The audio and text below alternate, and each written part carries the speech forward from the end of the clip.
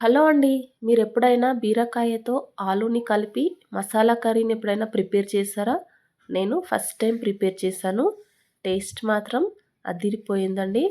నేనెలా చేశానో చూసి మీరు కూడా ప్రిపేర్ చేసేయండి. ముందుగా ఒక బీరకాయని తొక్కు తీసుకొని ఈ విధంగా పెద్దగా కట్ చేసుకొని పక్కనుంచుకున్నాను. ఒక ఆనియన్, టమాటోని కూడా ఈ విధంగా పెద్దగా కట్ చేసుకోవాలి. 2 పొటాటోస్‌ని కూడా పెద్దగా కట్ చేసుకొని వాటర్‌లో వేసుకొని పక్కనుంచుకోవాలి. మనం మసాలా కర్రీ కదా! మసాలా కోసం ప్యాన్ పెట్టుకొని కొన్ని ధనియాలు, కొంచెం జీలకర్ర, కొంచెం దాల్చిన చెక్క, ఎండు కొబ్బరి, నువ్వులు వేసుకొని ఇవి మాడనివ్వకుండా సిమ్‌లో పెట్టుకొని కలుపుతూ వేయించుకోవాలి. నువ్వులు కొంచెం చిటపటలాడుతున్నప్పుడు ఇవి పక్కకు తీసుకొని మెత్తని పౌడర్ చేసుకోవాలి. ఇప్పుడు అదే ప్యాన్‌లో ఒక స్పూన్ వరకు ఆయిల్ వేసుకొని ఆనియన్, టమాటోలని కూడా బాగా వేయించుకోవాలి. ఇది పేస్ట్ చేస్తాం కాబట్టి ఇవి కూడా కొంచెం పెద్దగానే కట్ చేసుకున్న ఆనియన్, టమాటోలు ఆయిల్‌లో బాగా వేయించుకోవాలి. ఈ విధంగా ఆనియన్, టమాటోలు మెత్తగా వేగిపోయాక ఇవి కూడా ఇందాక పౌడర్ చేసుకున్నాం కదా! అదే మిక్సీ గిన్నెలో వేసుకొని చల్లారనివ్వాలి. ఇప్పుడు అదే ప్యాన్‌లో మళ్ళీ 4 స్పూన్స్ వరకు ఆయిల్ వేసుకొని కొంచెం ఆవాలు, జీలకర్ర వేసుకొని కట్ చేసి పెట్టుకున్న బీరకాయ ముక్కల్ని కూడా వేసుకొని ఇవి వేగడానికి ఒక స్పూన్ సాల్ట్‌ని కూడా వేసుకొని బీరకాయ ముక్కల్ని వేయించుకోవాలి. ఇవి కొంచెం ఇలా కొద్దిగా కలర్ చేంజ్ అవ్వగానే మన పొటాటో ముక్కల్ని కూడా వేసేసుకోవాలి.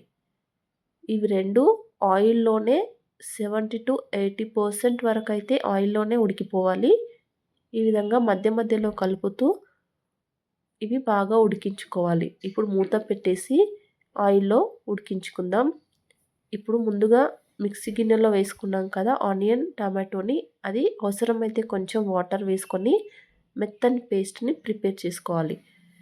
బీరకాయ ఆలులు ఈ విధంగా ఉడికిపోయాయి. ఇప్పుడు ఇందులో ఒక స్పూన్ పసుపు, ఒక స్పూన్ అల్లం వెల్లుల్లి పేస్ట్ వేసుకొని ఆయిల్‌లో కొంచెం వేయించుకోవాలి.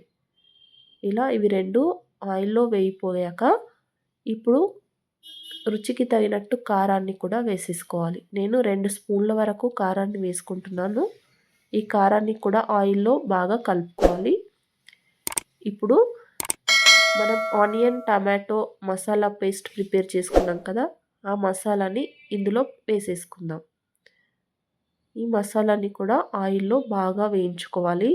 ఒక 5 మినిట్స్ వరకు ఆయిల్‌లో ఈ విధంగా కలుపుతూ వేయించుకోవాలి. లేదంటే అడుగు మాడిపోతుంది. ఈ విధంగా బాగా కలుపుకున్న తర్వాత కొన్ని వాటర్ వేసేసుకోవాలి. ఒక గ్లాస్ వరకు వాటర్ వేసుకుంటున్నాను. మనకు గ్రేవీ కోసం ఈ విధంగా ఒక గ్లాస్ వరకు వాటర్ వేసేసుకొని సాల్ట్ సరిపోకపోతే మళ్ళీ కొంచెం సాల్ట్ వేసేసుకొని మూత పెట్టేసుకొని ఒక 5-10 మినిట్స్ వరకు ఉడికించుకుందాం. మూత తీసి చూసాను. ఈ విధంగా ఈ ముక్కలు మొత్తం ఉడికిపోయాయి. ఇప్పుడు చివరగా కొంచెం కొత్తిమీరని కూడా యాడ్ చేసుకుంటున్నాను.